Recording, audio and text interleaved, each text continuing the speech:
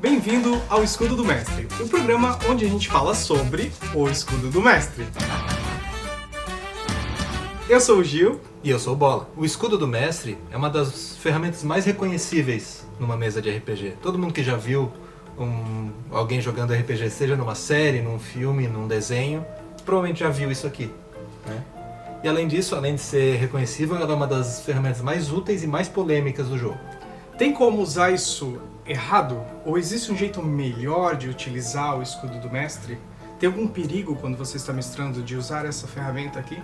Sim, para todas as perguntas que tu fez, Gil. A principal função do escudo, pelo menos aqui a mais usada, é de criar realmente uma barreira entre o mestre e o jogador, onde o mestre pode fazer jogadas de dados escondidas, pode deixar suas anotações, mapas, fichas de inimigos, tudo separado para que o jogador não tenha acesso. Isso é importante porque muitas vezes o personagem não vai saber de algo, mas se o jogador vê o que está acontecendo, vê a rolagem do dado, vê o resultado, até ver você jogando o dado, pode interferir nas decisões que ele vai tomar. Isso às vezes até inconscientemente. Um dos aspectos psicológicos de você ter o escudo montado em relação a uma mesa aberta é que seus jogadores já entendem qual é o seu papel ali. Ele já traz um senso de privacidade e comunica que a interpretação principal entre os jogadores, quem tem que resolver os problemas, são eles em equipe, quem está lá. Aqui é uma coisa à parte, aqui é a exceção à regra. Eu posso até dar um exemplo. A gente jogou a aventura pronta, Tumba da Aniquilação. Uhum. Nela tem um elemento muito grande de exploração. E parte da exploração é se perder ou não na selva. Mas se eu peço para o jogador que está tentando navegar pela selva jogar o dado na frente do escudo, ele vai ver se ele tirou um resultado bom ou ruim. E apesar do personagem não saber que está perdido, o jogador vai saber. Mesmo que isso não vá mudar como ele vai jogar com aquele personagem, vai tirar uma experiência do jogador. Que é realmente não ter a certeza se ele está indo para o caminho certo ou errado, ficar naquela incerteza naquela vastidão da floresta. Então o que eu fazia? Eu pedia os bônus do jogador naquele teste e jogava aqui atrás e não fazia nenhum comentário. Aí os jogadores nunca sabiam se tinham tido sucesso ou não, eles iam baseado nas informações que o jogo dava para eles. E trazia várias surpresas. Outra coisa que eu achei interessante quando você mestrou a Tumba da Aniquilação foi o controle de tempo. A gente já conversou sobre isso em outros vídeos aqui do Escudo do Mestre. Você ficava controlando o que iria acontecer de acordo com o número de turno, de acordo com o que os jogadores decidiam agir. E essa era uma informação que nós não tínhamos. E ainda assim foi uma experiência interessante saber que essa mecânica estava acontecendo quando a gente nem estava vendo. Então o mestre muitas vezes vai ter algumas experiências atrás do escudo do mestre que vão ser bem interessantes e provavelmente vão ser suas, vão ser exclusivas. A maioria dos seus jogadores não vai ter ideia que isso está acontecendo. O que torna a experiência de mestrar algo muito gratificante. Você acaba criando um mini-jogo para você. Enquanto os jogadores estão jogando o jogo deles, você acaba jogando o seu. E por que o escudo do mestre foi importante quando eu fiz esse controle do tempo, quando eu criei um relógio para o jogo? Porque eu tinha uma folha com todas as horas e intervalos de 5 em 5 minutos, e eu ia colocando alguns marcadores para ver que hora era, para onde passava. E sem o escudo não teria como eu esconder isso dos jogadores, não teria como eles estariam o tempo inteiro com toda a certeza de que hora era, e isso seria impactante naquela aventura, e teriam a noção imediatamente de que o tempo era relevante. Uhum. Eu precisava que o jogo mostrasse para vocês que o tempo era relevante, que tinham inimigos correndo atrás do mesmo objetivo que vocês e que em certo momento eles iam fazer isso. Se eu tivesse sem o escudo, vocês teriam muito rápido a noção desse controle de tempo. Uhum. E acabariam inconscientemente já correndo atrás das decisões e tentando tomar a decisão mais acertada. Então, a função principal do escudo é criar esse senso de separação entre o que o personagem sabe e o que o jogador sabe. Criar um espaço de privacidade para o mestre para fazer rolagens de dados. A gente até fez um escudo do mestre sobre rolagem de dados. Se você não assistiu, ele está aqui na playlist do canal sobre esse assunto. E a gente discute nesse vídeo sobre quando fazer ou não fazer uma rolagem de dados. Aí está uma questão, privacidade do mestre ao fazer uma rolagem de dados. É uma boa ideia o mestre rolar um resultado e não revelar esse resultado para o jogador? Depende da situação, né? Se for algo que vai incrementar a história, se a privacidade nesse momento for melhorar a história, for trazer um sentido de incerteza para o jogador, que vai trazer um momento legal, e às vezes o jogador não percebe isso, às vezes o jogador, para se sentir seguro, quer saber de tudo a qualquer tempo. Se eu perguntar para um jogador o que ele prefere, saber se perdeu ou não, provavelmente o jogador vai dizer que prefere. Mas quando a gente jogou, vocês tiveram uma experiência contrária a isso. Foi muito divertido e foi uma sensação muito legal quando vocês descobriram que vocês estavam não só perdidos, mas perdidos há quase uma semana. E onde vocês estavam no mapa era completamente diferente de onde vocês achavam que estavam. Isso acabou mudando os planos de vocês naquele dia. Sim. Isso não aconteceria sem esconder a rolagem. Mas ao mesmo tempo, isso não é uma desculpa para você roubar no jogo o tempo inteiro. Né? Mesmo que for para salvar a vida do personagem, o vilão deu um golpe certeiro, deu um crítico, você sabe que aquele crítico vai matar um dos jogadores na história, você não usa o escudo. Não, eu acho que quem tem que solucionar os problemas são os jogadores. Eu não tenho o direito de solucionar por eles. Eu não tenho o direito de salvar um jogador, nem como eu não tenho o direito de matar um jogador.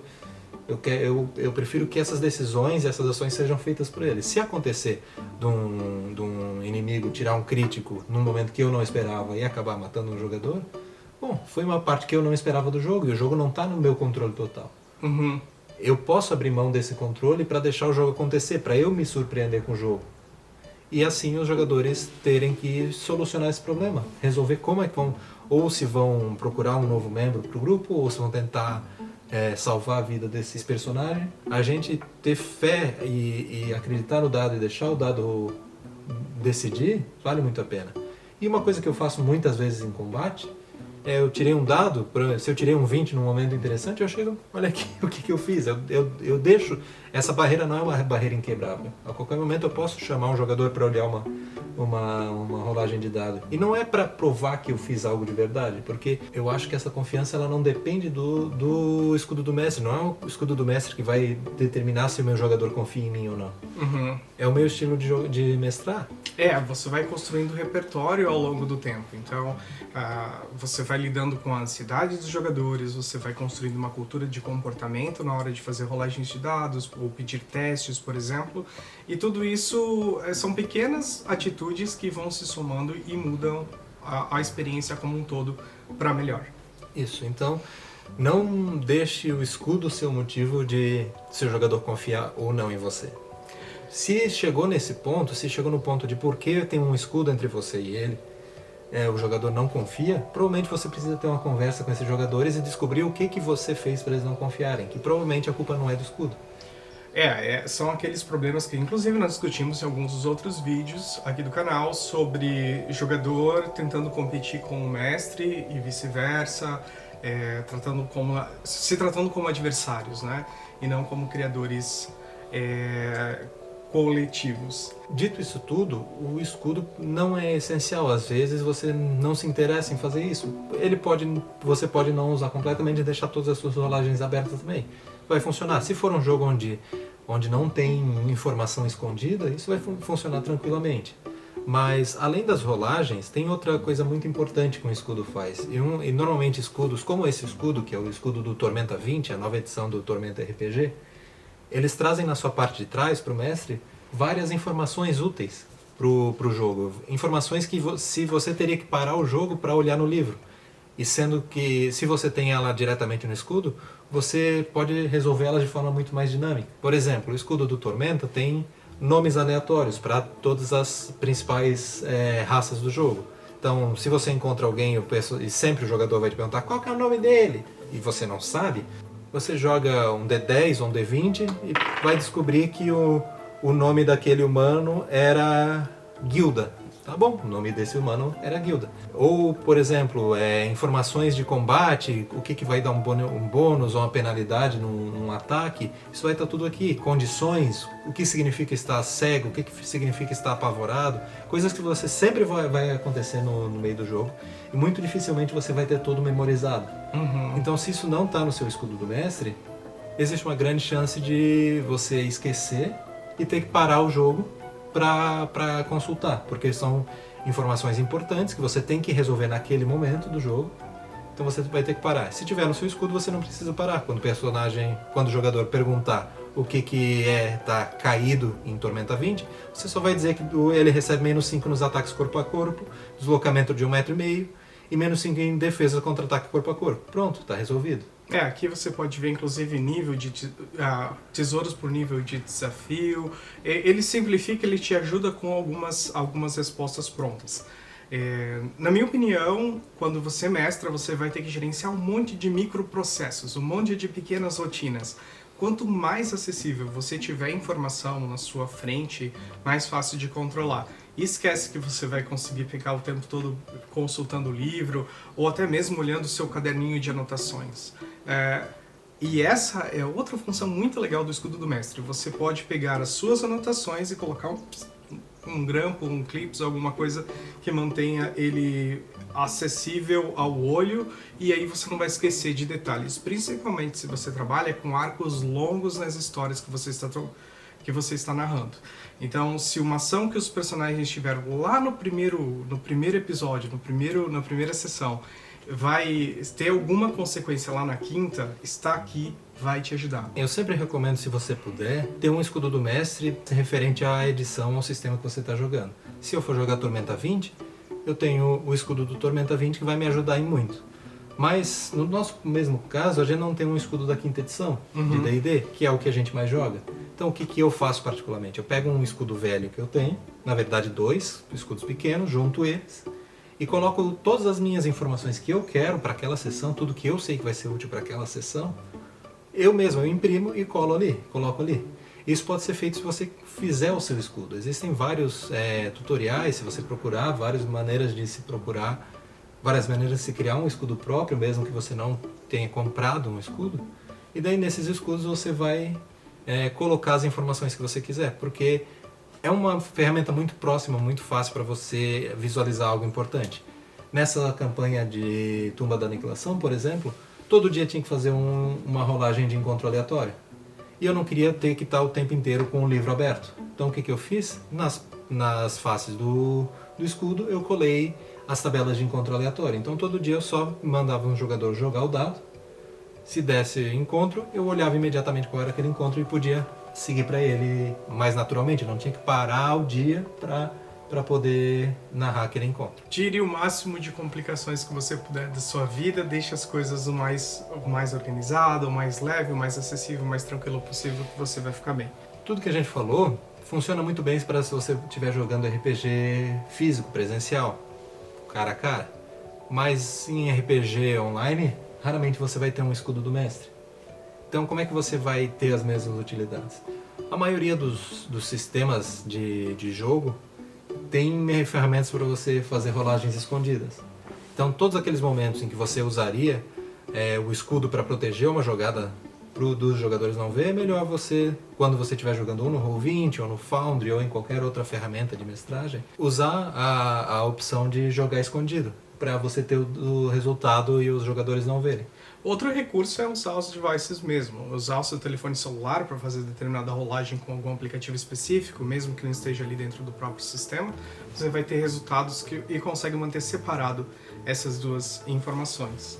E além disso, para as informações que o escudo te dá imediatamente, você pode substituir isso por handouts ou pequenas páginas que ficam nesses sistemas de jogo online, onde você tem as informações. Eu, por exemplo, quando eu estou mestrando pelo Roll20, que é o que eu mais usei até hoje, é o que eu tenho mais experiência, normalmente eu tinha 4 ou 5 páginas minimizadas com informações que eu queria. Se eu precisasse, eu só abria ela, lia aquela informação e ela ficava útil imediatamente. Nisso, o jogar digitalmente é até mais flexível do que o escudo do mestre, porque a qualquer momento você pode criar uma página nova dessas para ter acesso imediato. E até mesmo a pesquisa para a informação do livro, é simplesmente uma barra de pesquisa. Você tem que se lembrar o nome do que você quer saber, pesquisa lá e você tem acesso imediato à informação. Entretanto, para mim, o escudo do mestre convencional como esse aqui traz muita imersão. Eu prefiro, eu gosto inclusive quando o mestre usa um notebook que ele esconda atrás do escudo do mestre. Eu não sei se é por a maneira com que eu comecei a jogar ou qualquer coisa assim, eu acho que a interferência de muitos equipamentos na mesa, não sei de que forma isso é relevante, não sei se isso é só comigo. Deixa nos comentários se você também se sente assim, mas eu sinto que tira um pouquinho aquela mágica do RPG, a questão tátil, a questão do cheiro, da impressão, o cheiro da tinta, o cheiro de livro. Mas talvez seja só a minha percepção. E uma dica que eu quero dar, é uma coisa com que eu tive bastante problema, é realmente o espaço que você tem atrás do escudo, né? Porque o escudo vai te dar um espaço limitado. Esse é o problema maior dele, pra mim, é que ele te dá um espaço limitado. Sim. Ele vai te dizer, daqui pra trás é a área do mestre e é aqui que vão estar suas coisas. E normalmente eu tenho fichas de monstros, fichas com itens mágicos ou algo que eu queira, ou handouts que eu quero entregar para os jogadores, que eu acho muito interessante você ter o físico de entregar algo para o jogador. Sim. Seja uma carta, seja o item mágico que ele vai receber. Eu acho que isso agrega um valor interessante para o jogo. Até na hora de descrever uma cena, se você tem um recurso visual que ajuda a enriquecer aquela... E deixar tudo isso, além do meu caderno e muitas vezes o notebook, atrás do escudo. E marcadores. E dados e a minha torre de dados acaba ocupando muito espaço. Então, normalmente, o que eu faço? Eu divido bastante, eu deixo meu caderno num lado, todas as minhas fichas organizadas num outro para, se eu precisar, um espaço para eu jogar meus dados. E, normalmente, eu deixo numa cadeira ou numa mesinha ao lado o meu notebook.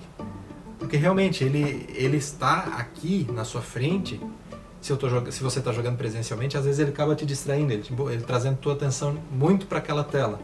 Então eu prefiro deixar ele do lado e quando eu preciso de alguma coisa, eu consulto ali e volto pro jogo. Nós já tivemos experiências, inclusive, com apresentações digitais do mapa onde se estava jogando. Nessa aventura que a gente conversou foi Tumba da Aniquilação, nós tínhamos um mapa digital. Então a gente olhava numa televisão atrás do mestre ou na parede, em algum lugar, aonde nós pensávamos que nós estávamos ou como eram determinados lugares. Então você pode ser versátil, você pode inovar e você pode estender esse espaço para áreas de apoio. Imagine que você está trabalhando com miniaturas e com terrenos e você não quer revelar isso para os jogadores antes de começar a determinada ação. Então essa é a sua oportunidade de manter os seus segredinhos e de repente puxar a bandejinha e colocar aqui e dizer aqui que está acontecendo a batalha, é assim que é o terreno. E se você se interessar por esse assunto de miniaturas, terrenos e até como criar essas coisas, eu não sou profissional nisso, eu não tenho muita experiência, mas é algo que eu gosto de fazer. Então, se vocês se interessarem, deixem nos comentários que a gente pode fazer uma série sobre criação desse tipo de material. Muito legal. E apresentar o trabalho de pessoas e projetos que tem na internet que são incríveis sobre isso. Outro pequeno truque que eu vejo muito mestre usando é usar o escudo para controlar a iniciativa. Como é que eles fazem isso? Normalmente pegam um grampo, um clips, alguma coisa que possa ficar fixado no escudo e colocam o nome e o valor de iniciativa do personagem naquele grampo e vão de ordem decrescente. Então você não vai precisar o tempo inteiro perguntar de quem é a vez e fazer aquela consulta. Você deixa a iniciativa exposta e os jogadores vão poder acompanhar essa iniciativa na frente do escudo. Eu particularmente não uso porque eu tenho meu estilo próprio de controlar a iniciativa, que eu acho até mais dinâmico que isso. Mas se for algo que te incomoda, ficar tendo que anotar a iniciativa o tempo inteiro, ou se os teus jogadores não quiserem te ajudar com isso, usar o escudo para isso é uma ferramenta muito útil. Ok, esse é um programa para mestre. Compartilha como você faz seu sistema para dica rápida do mestre bola, sobre como pegar a iniciativa de uma maneira sem se bananar todo. Bom, essa é uma ferramenta que eu literalmente roubei do Matthew Mercer do Critical Role. Eu espero todo mundo jogar e vou perguntando quem tem iniciativa de 25 a 20. As pessoas me falam, eu vou anotando, de 20 a 15 e por sim até chegar no 0. Isso é um jeito que eu não preciso ficar perguntando para todo mundo com a sua iniciativa. Anoto rapidinho e do resto do jogo eu vou podendo cuidar disso rapidinho. E parece ser uma coisa boba, mas simplesmente é muito mais simples você fazer essa ordem do que todos os jogadores te falar. E aí o primeiro fala 20, o segundo fala 16, o outro fala 14 e o outro fala 22. Você anotou que o Gil é iniciativa 20 e o Queijo é iniciativa de 17. Aí de repente aquele outro jogador que estava distraído fala: minha iniciativa era 19, mas você já anotou qual era a lista. Uhum. E aí vai ter que apagar e anotar de novo.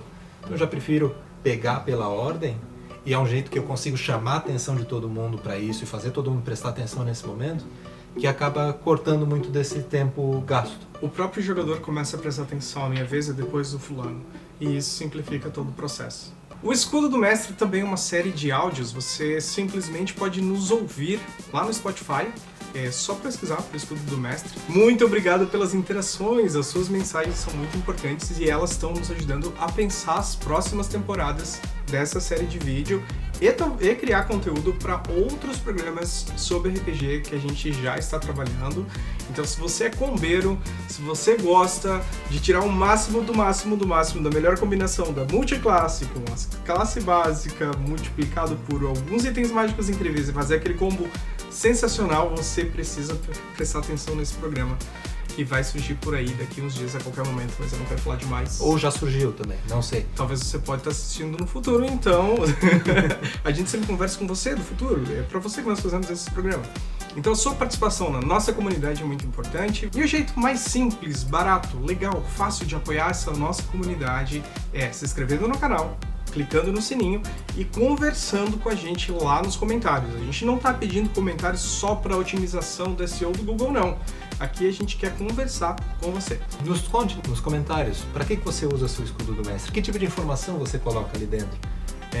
O que seus jogadores acham? Chegou a ser um problema? Ter um Escudo do Mestre de Hentai poderia ser uma coisa que atrapalha sua imersão em uma fantasia medieval? Ok, então... Clique na nossa playlist, assista os vídeos anteriores e fique ligado que daqui a pouco tem mais Escudo do Mestre. Então, até a semana que vem e até mais. Tchau, tchau.